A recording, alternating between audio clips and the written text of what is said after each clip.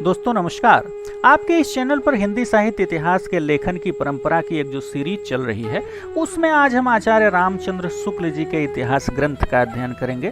दोस्तों हिंदी साहित्य के इतिहास को समझने में आचार्य रामचंद्र शुक्ल जी का जो इतिहास ग्रंथ है ये मील का पत्थर साबित होता है। मूलभूत सामग्री, एक आधारभूत सामग्री अगर आपको प्राप्त करनी है, अगर एक आधारभूत संरचना समझनी है हिंदी साहित्य के इतिहास की, तो आचार्य रामचंद्र शुक्ल जी का हिंदी साहित्य का इतिहास आपको पढ़ना चाहिए। मित्रों, सबसे महत्वपूर्ण चीज ये कि आज जिस शीर्षक से, जिस नाम से हिंदी साहित्य का ये इतिहास ग्रंथ हमारे बीच में उपलब्ध है वो उस पर चर्चा कर ली जाए। तो आचार्य रामचंद्र शुक्ल जी का जो हिंदी साहित्य का इतिहास है वो हिंदी साहित्य का इतिहास इसी शीर्षक से, इसी नाम से आज हमारे बीच में उपलब्ध है। इसके प्रकाशन वर्ष की बात कर ली जाए जो अक्सर सैकड़ों बार परीक्षाओं में पूछी गई है, ये पूछा गया है, ये प्रकाशन वर्ष 1929 ईस्वी में आचार्य रामचंद्र शुक्ल जी के हिंदी साहित्य के इतिहास का प्रकाशन होता है। पद्धति की बात कर ली जाए तो इस पर मित्रों मैंने एक वीडियो भी बनाया है, हिंदी साहित्य इतिहास लेखन की पद्धतियाँ, आपको डिस्क्रिप्शन में मिल जाएगा उसका लिंक, उस वीडियो का। तो ये विधेयवादी पद्धति पर लिखा गया इतिहास ग्रंथ है। विधेयवादी पद्धति क्या है? सामान्य शब्दों में आप समझ सकते हैं कि जो साहित्यिक प्रवृत्तियां होती हैं उन साहित्यिक प्रवृत्तियों का तत्कालीन परिस्थितियों के अनुकूल जब विवेचना होती है तो वो विधेयवादी पद्धति कहलाती है। यानी तत्कालीन जो परिस्थितियां हैं उन परिस्थितियों के अनुरूप जब किसी साहित्य का विवेचन होता है तब उसे विधेयवादी पद्धति कहते हैं। तो आचार्य शुक्ल का जो इतिहास ग्रंथ है वो विधेयवादी पद्धति पर आधारित है। बहुत बार परीक्षाओं में प्रश्न बनता है कि आचार्य शुक्ल का जो हिंदी साहित्य का इतिहास है ये किस रूप में प्रकाशित होता है 1929 ईस्वी में। तो हिंदी शब्द सागर की भूमिका के रूप में, बहुत महत्वपूर्ण चीज है, हिंदी शब्द सागर की भूमिका के रूप में हिंदी साहित्य का विकास शीर्षक से आचार्य रामचंद्र शुक्ल का ये इतिहास ग्रंथ प्रकाशित होता है। किस शीर्षक से? हिंदी साहित्य का विकास शीर्षक से, और हिंदी शब्द सागर की भूमिका के रूप में ये प्रकाशित होता है। स्वतंत्र रूप से नहीं प्रकाशित होता है। 1929 में हिंदी शब्द सागर की भूमिका के रूप में हिंदी साहित्य का विकास शीर्षक से ये इतिहास ग्रंथ प्रकाशित होता है। अब ये भी प्रश्न बन जाता है कि हिंदी शब्द सागर का प्रकाशन किसके द्वारा हुआ? तो ये भी बहुत बार परीक्षाओं में प्रश्न बनता है, महत्वपूर्ण चीज है। काशी नागरी प्रचारिणी सभा द्वारा हिंदी शब्द सागर का प्रकाशन होता है। क्योंकि मैंने पहले भी बताया कि यह ग्रंथ जो है वो हिंदी शब्द सागर की भूमिका के रूप में हिंदी साहित्य का विकास शीर्षक से प्रकाशित होता है। आचार्य शुक्ल का जो इतिहास ग्रंथ है 1929 ईस्वी में, और यह स्वतंत्र रूप से संशोधित और संवर्धित रूप में अपने 1940 ईस्वी में प्रकाशित होता है। तो इसके प्रकाशन वर्ष से संबंधित दो महत्वपूर्ण तिथियां ध्यान में रखने योग्य हैं। पहला 1929 ईस्वी और दूसरा 1940 ईस्वी। अब बात कर ली जाए कि हिंदी शब्द सागर के संपादक कौन थे। अब देखिए, एक एक टॉपिक में प्रश्न छिपा हुआ है, एक एक लाइन में प्रश्न छिपा हुआ है, और ये प्रश्न अक्सर परीक्षाओं में पूछे गए हैं, पूछे जाते भी हैं। आप देखिए, हिंदी शब्द सागर की भूमिका के रूप में प्रकाशित हुआ। अब ये हिंदी शब्द सागर के संपादक कौन हैं, ये भी परीक्षाओं में बहुत बार प्रश्न बना है। हिंदी शब्द सागर के संपादक श्याम सुंदर दास जी हैं। ये भी बहुत महत्वपूर्ण चीज है।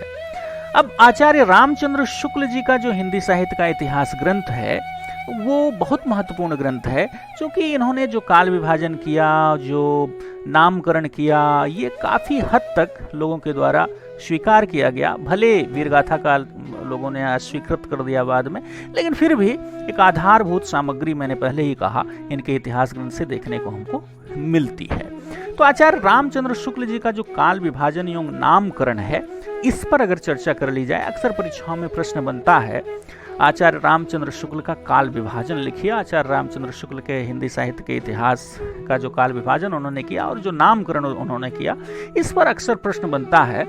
सबसे पहले देख लिया जाए वीरगाथा काल, जिसको आदिकाल कहा गया। आचार्य हजारी प्रसाद द्विवेदी ने जिसे आदिकाल कहा, जो हिंदी साहित्य के इतिहास का पहला काल माना जाता है, उसको आचार्य शुक्ल ने वीरगाथा काल नाम दिया। कालखंड की अगर बात कर ली जाए तो 1050 से 1375, ये संवत में है मित्रों। संवत 1050 से संवत 1375। अब संवत और सन में क्या अंतर होता है? ईस्वी सन में 57 साल का अंतर होता है, आप जानते हैं। यानी संवत जो है उसमें से 57 अगर आप घटा देंगे तो ईस्वी सन आ जाएगा, और ईस्वी सन में 57 जोड़ देंगे तो वो संवत आ जाएगा। तो दूसरा जो कालखंड है वो भक्ति काल कहा गया। क्योंकि अब देखा जाए वैसे मोटे तौर पर तो वीरगाथा काल, मध्यकाल और आधुनिक काल या गद्य काल, ये 3 भाग हुए। लेकिन मध्यकाल को इन्होंने 2 भागों में बांट दिया, एक पूर्व मध्यकाल और दूसरा उत्तर मध्यकाल। पूर्व मध्यकाल को इन्होंने भक्तिकाल नाम दिया और उत्तर मध्यकाल को आचार्य शुक्ल ने रीतिकाल नाम दिया। पूर्व मध्यकाल यानी भक्तिकाल को पूर्व मध्यकाल कहा, और रीतकाल नाम भी इन्हीं का दिया हुआ है। रीतकाल को उत्तर मध्यकाल नाम भी इन्हीं का दिया हुआ है, और भक्तिकाल को पूर्व मध्यकाल नाम भी आचार्य शुक्ल के द्वारा ही दिया गया है। कालखंड की बात कर ली जाए, समय सीमा की अगर बात कर ली जाए तो संवत 1375 से 1700 का जो समय है ये भक्तिकाल है। संवत 1700 से 1900 विक्रमी का जो समय है वो रीतिकाल के नाम से जाना जाता है। और आधुनिक काल जिसको आचार्य शुक्ल ने गद्य काल नाम दिया, इस पर भी देखिए मित्रों प्रश्न बनता है कि आधुनिक काल को किस नाम से आचार्य शुक्ल अपने हिंदी साहित्य के इतिहास में अभिहित करते हैं। तो ये गद्य काल इन्होंने कहा, क्योंकि उस काल में गद्य का प्रचलन बहुत ज़्यादा था, पद्य की अपेक्षा गद्य पर लोगों का ध्यान ज़्यादा था, तो गद्य लेखन पर, तो इसलिए उन्होंने गद्य काल नाम दिया। ये संवत 1900 से 1984 विक्रमी तक इन्होंने गद्य काल का नाम, गद्य काल की जो समय सीमा है उसको इन्होंने बताई।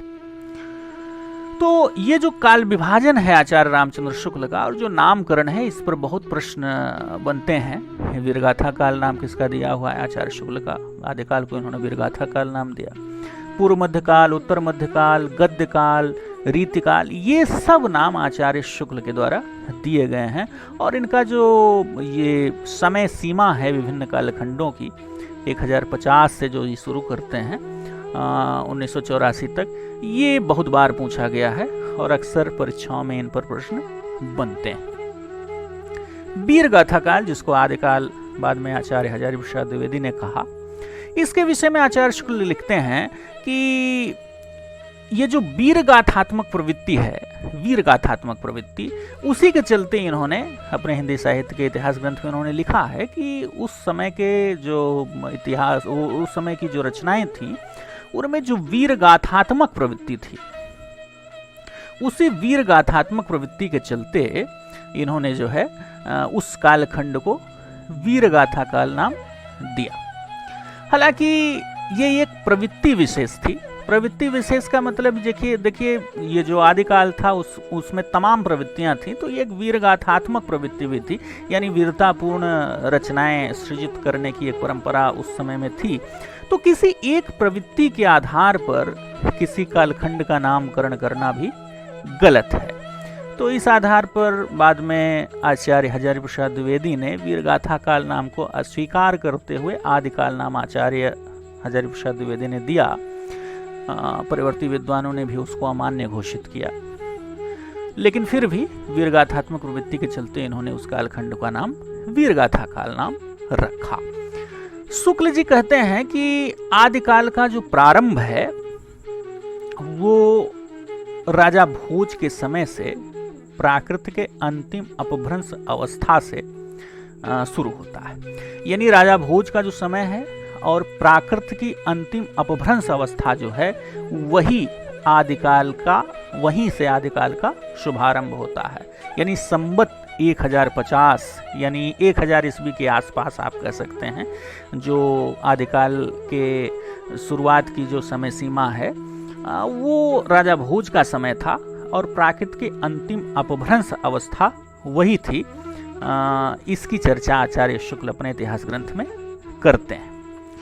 आगे शुक्ल जी कहते हैं कि आदिकाल का समय राजा भोज के समय से लेकर हम्मीर देव के कुछ पीछे तक माना जा सकता है, यानी 1050 से 1375 का जो समय है, अब वो कहते हैं कि राजा भोज का समय यानी 1050 के आसपास, संवत 1050 के आसपास राजा भोज का समय शुरू होता है, और 1375 जो अंतिम आदिकाल की सीमा उन्होंने स्वीकार की, वीरगाथा काल की सीमा उन्होंने स्वीकार की, वो लगभग हम्मीर देव का जो समय था उनके पीछे, हम्मीर देव का समय जो था उनके पीछे का मतलब 1375, संवत 1375 की बात करते हैं तो 1300 से 1350 के बीच में हम्मीर देव का समय था लगभग, तो वही मानते हैं कि उसके कुछ पीछे तक आदिकाल चलता है।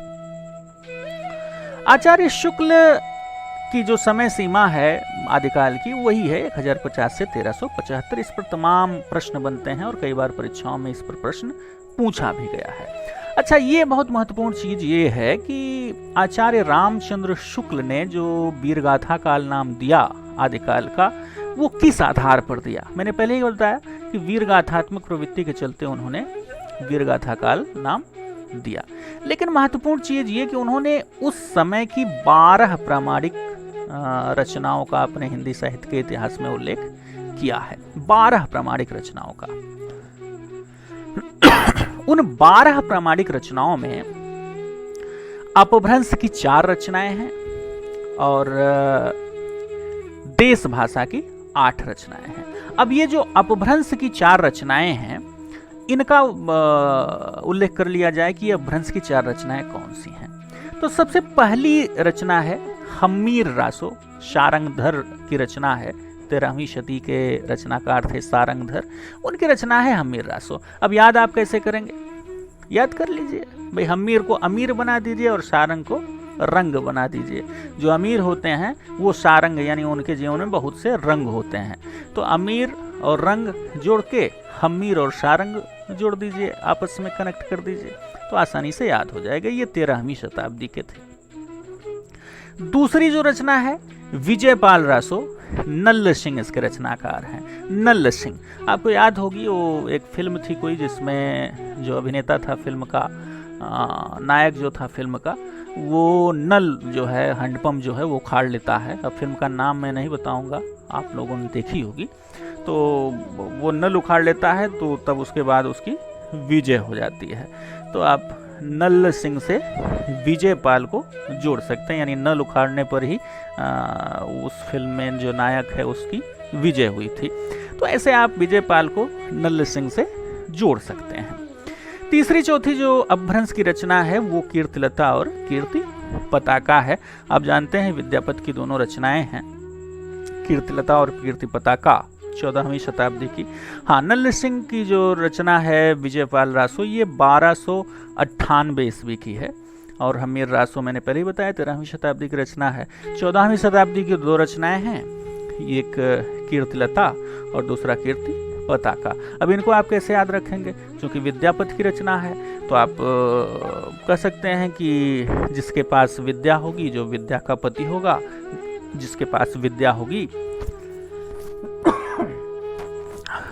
उसकी कीर्ति फैलेगी, और जो विद्या का स्वामी होगा उसकी कीर्ति पताका फहराएगी। तो इस तरह से जो है आप याद कर सकते हैं इन रचनाओं को। एक मैंने ट्रिक बनाया है।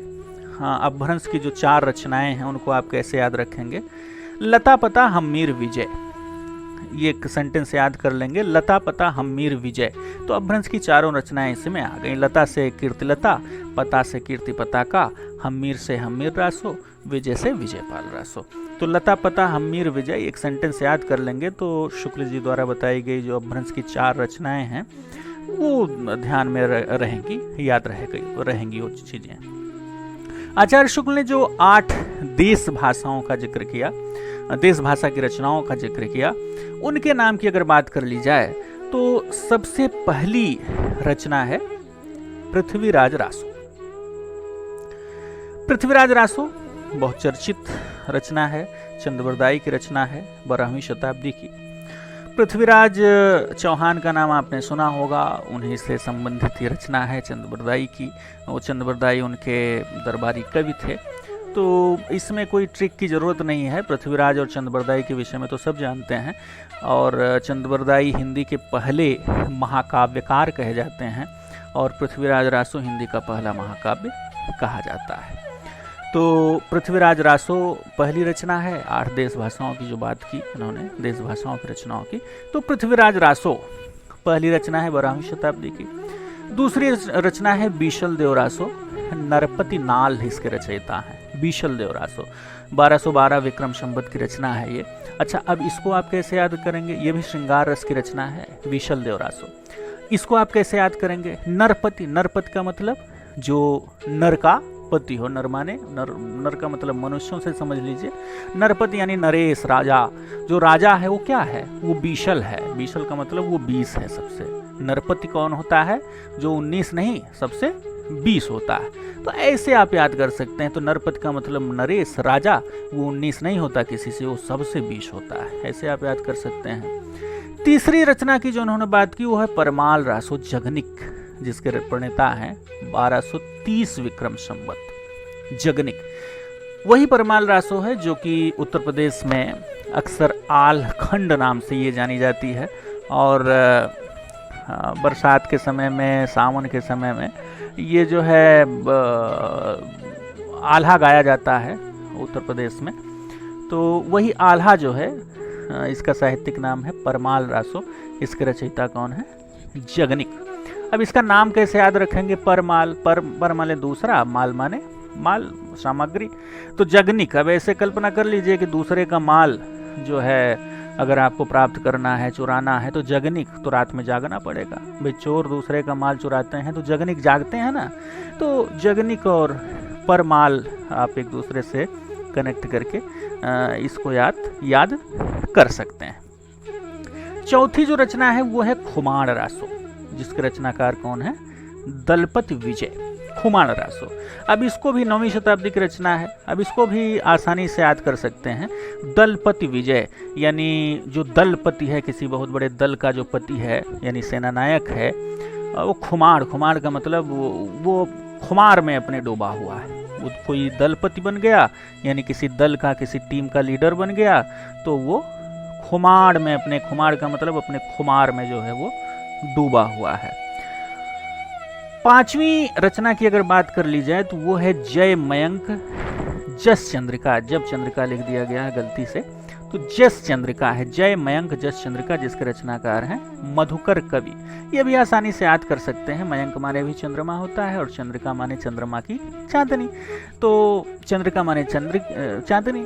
तो आप ऐसे कहानी बना सकते हैं कि मधुकर, मधुकर माने भंवरा, कोई भंवरा है जो मयंक की चंद्रिका यानी जो चंद्रमा की चांदनी है उसमें वो भटक रहा है। भंवरा फूलों के इर्द गिर्द भटक रहा है। क्योंकि मधुकर जो होता है, भंवरा जो होता है, वो सौंदर्य प्रेमी होता है, रस प्रेमी होता है। तो इसलिए चंद्रिका जो है इतनी मनमोहक है कि मधुकर यानी भंवरा जो है उसके इर्द गिर्द भटक रहा है। तो ऐसे आप याद कर सकते हैं। छठी जो रचना है देश भाषा की, वो जयचंद प्रकाश है, जिसके रचनाकार कौन है? भट्ट केदार, जयचंद प्रकाश भट्ट केदार। तो दोस्तों आप ये भी आसानी से याद कर सकते हैं। जयचंद जानते हैं? जयचंद एक देशद्रोही नाम है। जयचंद, पृथ्वीराज जयचंद के विषय में आप जानते होंगे। जयचंद जो है वो बहुत अच्छा चरित्र नहीं है भारतीय इतिहास का। तो आप कह सकते हैं कि भट्ट केदार, केदार को आप कुदाल बना सकते हैं। केदार माने कुदार, तो केदार को कुदाल बना सकते हैं। तो आप ऐसे बना सकते हैं कि जयचंद जो है उसको लोग कुदार से भट्ट यानी मार रहे हैं, फट फट मार रहे हैं। किससे? कुदाल से मार रहे हैं। 7वीं जो रचना है वो पदावली है, विद्यापति की पदावली। कोई याद ही नहीं करना है कुछ उसमें, विद्यापति की पदावली तो सभी जानते हैं। और 8वीं रचना है खुसरो की पहेलियाँ, इसके रचनाकार अमीर खुसरो।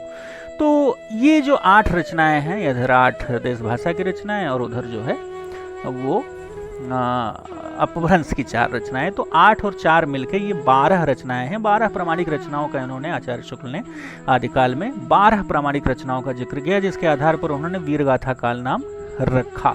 इन 12 प्रामाणिक ग्रंथों में देख लिया जाए तो बीशल देवरासो, खुसरो की पहेलियां और विद्यापति की पदावली, ये जो 3 रचनाएं हैं, एक बीशल देवरासो, दूसरी खुसरो की पहेलियां और तीसरी विद्यापति की पदावली, इन तीनों को छोड़कर बाकी जो 9 ग्रंथ हैं वो सब वीरगाथात्मक ग्रंथ हैं। यानी वीरगाथात्मकता की प्रवृत्ति उन सारे ग्रंथों में देखने को मिलती है, इन 3 को छोड़कर। तो 3 में 12 प्रामाणिक रचनाओं का ही उन्होंने उल्लेख ही किया आदिकाल में, जिसको उन्होंने वीरगाथा काल नाम दिया। तो 12 में 9 वीरगाथात्मक प्रवृत्ति की हैं, सिर्फ 3 जो हैं वो वीरगाथात्मक प्रवृत्ति की नहीं हैं। तो इस आधार पर उन्होंने वीरगाथा काल नामकरण कर दिया। और शुक्ल जी के इतिहास ग्रंथ की एक बड़ी विशेषता ये भी है कि शुक्ल जी ने अपने इतिहास ग्रंथ में युगीन परिस्थितियों का सम्यक विवेचन करते हुए तत्कालीन काव्य की विवेचना की। मैंने पहले ही कहा कि इनका जो इतिहास ग्रंथ है वो विधेयवादी पद्धति का है। तो विधेयवादी पद्धति यही है कि जो युगीन परिस्थितियां होती हैं उनका सम्यक विवेचन करते हुए तत्कालीन जो रचना है उसकी विवेचना करना। तो ये वीरगाथा काल से संबंधित जो महत्वपूर्ण चीजें बनती हैं आचार्य शुक्ल से, उन पर चर्चा हुई। अगला है भक्ति काल। भक्ति काल की जो समय सीमा आचार्य शुक्ल ने बताई वो है संवत 1375 से 1700 विक्रमी। 1375 से 1700 विक्रम संवत का जो समय है वो आचार्य शुक्ल ने हिंदी साहित्य के इतिहास में उसको भक्ति काल नाम दिया, जिसको उन्होंने पूर्व मध्यकाल नाम से भी अभिहित किया, जो कि भक्ति काल कहा जाता है। तो भक्ति काल को आचार्य शुक्ल ने मुख्य रूप से 2 भागों में बांटा, एक निर्गुण काव्य और दूसरा शगुण काव्य। निर्गुण को भी पुनः 2 भागों में बांट दिया, एक ज्ञानाश्रयी शाखा और दूसरी प्रेमाश्रयी शाखा। सगुण को भी उन्होंने पुनः 2 भागों में बांट दिया, एक है राम भक्ति शाखा और दूसरी है कृष्ण भक्ति शाखा। तो अब आप जानते हैं कि ज्ञानाश्रयी शाखा जो है उसके प्रतिनिधि कवि कौन है? कबीर। प्रेमाश्रयी शाखा के प्रतिनिधि कवि कौन है? जायसी। जयसी। राम भक्ति शाखा के प्रतिनिधि कवि कौन है? तुलसी। तुलसी आप जानते हैं तो तुलसी आचार्य रामचंद्र शुक्ल के सबसे प्रिय कवि हैं। कृष्ण भक्ति शाखा के प्रतिनिधि कवि कौन है? सूरदास। सूरदास। तो ये 2 भागों में भक्ति काल को उन्होंने बांटा, निर्गुण काव्य और शगुण काव्य। निर्गुण और सगुण को भी पुनः 2 भागों में बांट दिया। तो इस प्रकार भक्ति काल कुल 4 भागों में विभाजित हो गया। आचार्य शुक्ल के अनुसार भक्ति भावना के उदय के जो कारण हैं उन पर चर्चा कर ली जाए। बहुत बार परीक्षाओं में प्रश्न बनता है कि आचार्य शुक्ल ने भक्ति भावना के उदय का क्या कारण माना है। तो आचार्य शुक्ल अपने हिंदी साहित्य के इतिहास में लिखते हैं कि देश में मुसलमानों का शासन स्थापित होने के कारण हिंदू जनता हताश, निराश एवं पराजित हो गई और पराजित मनोवृत्ति में ईश्वर की ओर उन्मुख होना स्वाभाविक था। फिर से देख लीजिए, कहते हैं कि देश में मुसलमानों का शासन स्थापित होने के कारण हिंदू जनता हताश और निराश एवं पराजित हो गई और पराजित मनोवृत्ति में ईश्वर की ओर उन्मुख होना स्वाभाविक था। कहने का मतलब ये कि आचार्य रामचंद्र शुक्ल भक्ति भावना के उदय का कारण हिंदुओं की पराजित मनोवृत्ति को मानते हैं। बाद में हजारी प्रसाद द्विवेदी ने इनके इस मत का खंडन किया, लेकिन आचार्य शुक्ल ने पराजित मनोवृत्ति को ही भक्ति भावना के उदय का कारण बताया। बाद में हजारी प्रसाद द्विवेदी स्पष्ट कहते हैं कि अगर इस्लाम ना आया होता तब भी भक्ति का 12 आने यही होता, भक्ति का प्रसार 12 आने ऐसे ही होता। आचार्य शुक्ल ने सूर शशि तुलसी रवि कहकर सूर शशि तुलसी रवि कहकर तुलसी की प्रशंसा की। तुलसी मैंने पहले ही बताया आपको कि आचार्य रामचंद्र शुक्ल अपने हिंदी साहित्य के इतिहास में तुलसी की बहुत ज़्यादा प्रशंसा इन्होंने की। तुलसी के बहुत बड़े प्रशंसक आचार्य शुक्ल माने जाते हैं। तुलसी को ये आदर्श कवि मानते हैं, यानी तुलसी के काव्य के आधार पर ही इन्होंने बाकी जो रचनाकार हैं तुलसी के काव्य को ही कसौटी मानकर बाकी रचनाकारों को उन्होंने कसा उस कसौटी पर। ये भक्तिकाल से संबंधित जो महत्वपूर्ण प्रश्न हैं वो देखे गए। आचार्य रामचंद्र शुक्ल ने रीतिकाल के विषय में जो भी अपने हिंदी साहित्य के इतिहास में अपना विचार व्यक्त किया, उस पर भी तमाम प्रश्न बनते हैं। समय सीमा की बात कर ली जाए रीतकाल की, तो संवत 1700 से 1900 तक का जो कालखंड है वो हिंदी साहित्य के इतिहास में आचार्य शुक्ल ने रीतकाल नाम से अभिहित किया। रीतिकाल नाम भी इन्हीं का दिया हुआ है। वैसे उत्तर मध्यकाल नाम रीतकाल को ये देते हैं, लेकिन रीतकाल नाम भी इन्हीं का दिया हुआ है। मध्यकाल को दो भागों में इन्होंने बांट दिया था, पूर्व मध्यकाल और उत्तर मध्यकाल। पूर्व मध्यकाल को भक्तिकाल और उत्तर मध्यकाल को इन्होंने रीतिकाल कहा। तो रीतिकाल नाम भी इन्हीं का दिया हुआ है और उत्तर मध्यकाल नाम भी इन्हीं का दिया हुआ है।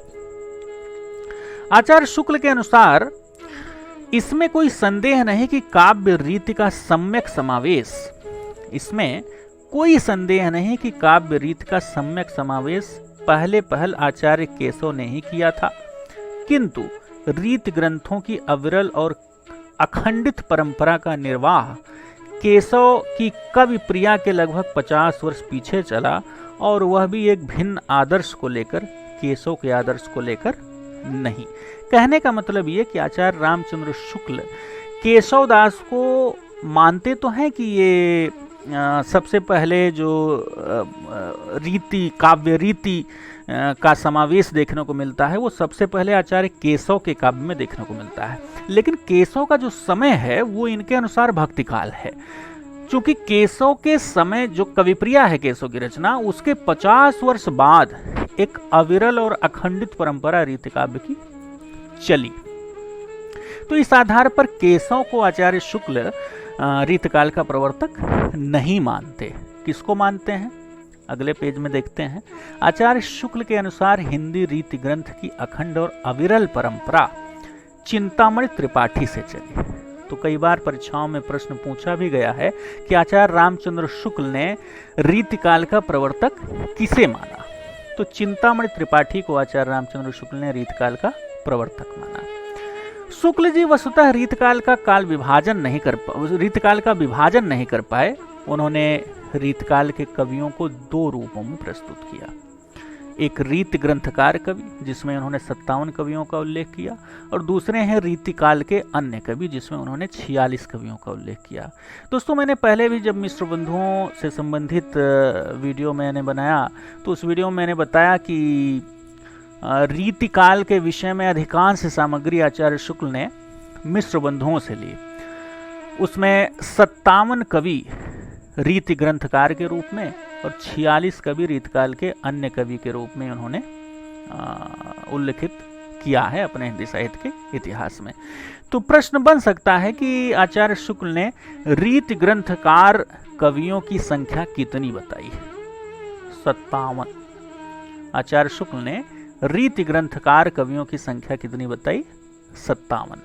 और रीतकाल के अन्य कवियों की संख्या कितनी बताई? 46। तो इस पर भी ध्यान देने की बात है, इस पर भी प्रश्न बन सकता है। आचार्य शुक्ल ने लिखा है कि रीतिकाल के भीतर रीतिबद्ध रचना की जो परंपरा चली उसका उपविभाग करने का संगत आधार मुझे नहीं मिला। कहने का